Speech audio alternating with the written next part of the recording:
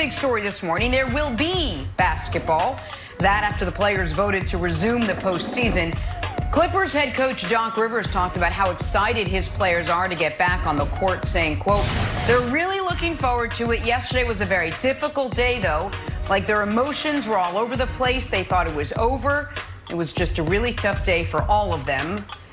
The irony, considering the Clippers were one of two teams who voted to boycott the remainder of the season. But Brandon, I'll start with you. What was your reaction to what Doc Rivers had to say? You know, I just thought about the locker room and in my journey through the NFL. And one of the things that I had to learn, and it took me probably 5 to 6 years to get this, was every guy is different.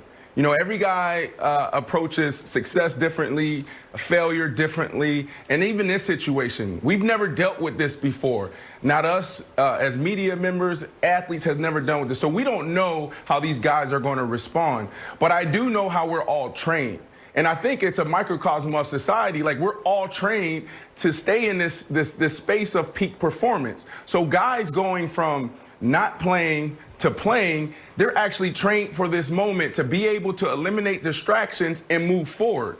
Now, how is everyone going to deal with it? I don't know. We saw this play out with Paul George being in the bubble. So I really believe that we're going to have to take it case by case, guy by guy, but they're trained for this moment. You have to think about that. No matter what's going on off the court, with your relationships, your family leading up to the game, after the game, you know, what's going on with your body. We literally train every single day to stay in this space of peak performance. You need to be right here to unlock your full potential as an athlete. So seeing these guys go from not playing to playing in this moment, I truly believe we're going to see the ones who are mentally strong, mentally tough, rise to the top. Well, Brandon, I want to kick something back to you, because when I saw Doc's comments, I thought about Paul George and his comments on what he's been struggling with. And but before I ask you the question, I just kind of want to debunk something you hear, not only from some fans, but some commentators, which is, man, you're rich and you're famous, quit whining. You're at a resort, quit. That shows such a fundamental misunderstanding of not only how mental health works, but how the human condition works. You normalize your circumstances. So, like, there are folks who the only thing they want in the world is air conditioning in their home. They feel like, man, if I could just have AC, everything would be so much better. And they get it. And 6 months later, guess what? There is something else they need, because they've normalized the fact that this is what they have. And so I say that to say this. I'm not saying money doesn't solve an immense amount of issues, but these NBA guys went into the bubble rich and famous. So being rich and famous doesn't affect their mental condition while they're there, because that's been normalized. And nothing that's happened in 2020 is normal for any of us. So these guys, they're dealing with all the issues all of us are dealing with in 2020, and they're removed from their family, and they're seeing broadcast on television and on their phones, brutality against people that look a hell of a lot like them, and they're seeing the running commentary of folks confirming, we actually don't care about you as people. And all Nick, of that. And Nick, yeah, please. And that's why we're seeing these guys make this decision, because we're normalizing putting these guys on a pedestal and saying that you're not human, that you are superhuman. And we can celebrate you when you play, but we can't celebrate you when someone gets gunned down in your community. Like, that's the problem. And that's where I believe a lot of these guys in all sports, and women in all sports, feel almost guilty for playing right now, because we can celebrate them on the court. We can celebrate Odell Beckham Jr. when he catch a touchdown, but can we celebrate and march with him and pick them up when someone's being brutally beaten in the street, or their knee is on their neck? And I think that's the issue that a lot of these guys are facing right now, and that's why the Clippers and the Lakers walked out the way they did. Brandon, in your athletic history, was a coach ever an influence on your mindset if you could have gone either way? Because I think we're in uncharted territory here, obviously. It's very emotional, and it's been a stressful time for everyone in the bubble.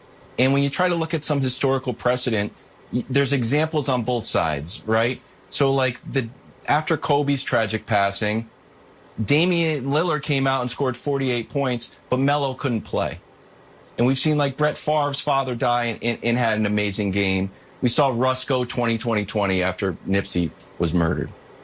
So I think that Doc Rivers, in the leadership position that he has had, not only in the bubble, but you know, dating back to how he handled Donald Sterling and galvanizing the Clippers team. So I guess the question I have to you is, what role does Doc Rivers play in supporting his players?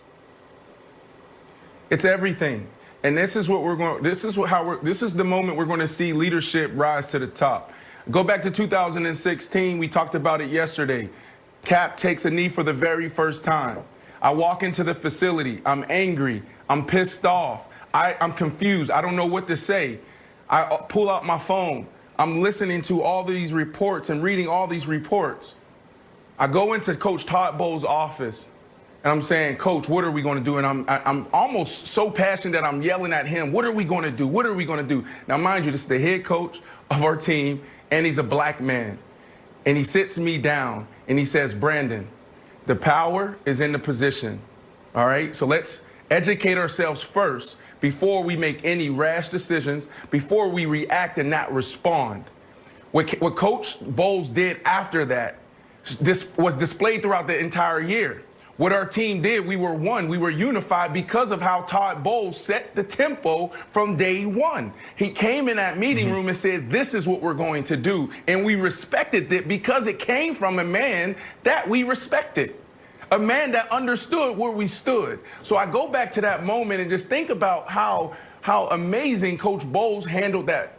Because we have Nick Mangold, Ryan Fitzpatrick, we had Darrell Revis, Antonio Cromartie, Eric Decker, I said him already. We all sat together in a hot tub and talked about how do we come together. I asked Nick, I said, Nick, do you not understand that these things are happening in our community? Nick said, Brandon, I've never experienced it, but I'm willing to listen. I said, Nick, why are you so passionate about the men and women who serve?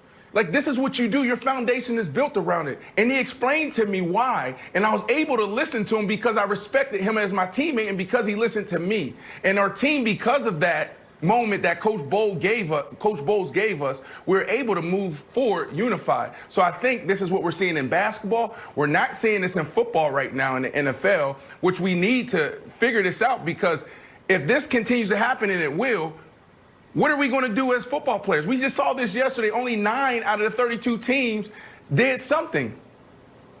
When are we going to unify? When are we going to come together? The NBA is setting an example and the standard for us right now.